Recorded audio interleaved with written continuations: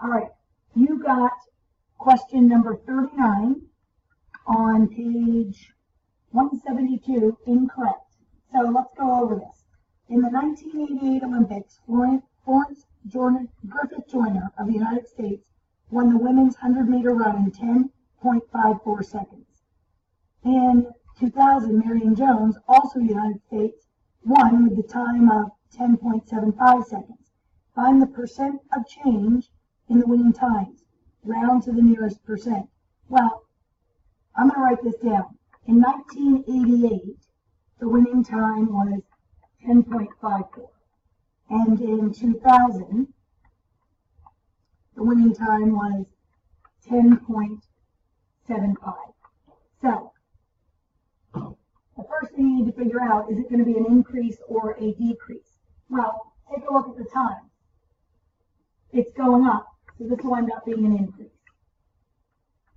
Because it's going up.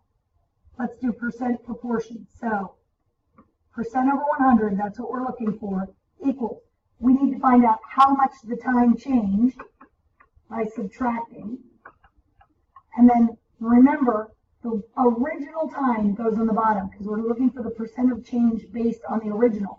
This is the original because it's the first one. All right, so let's do the math here.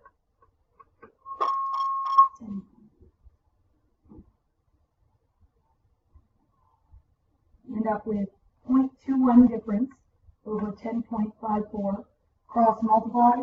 So 10.54x equals 21. Divide by 10.54.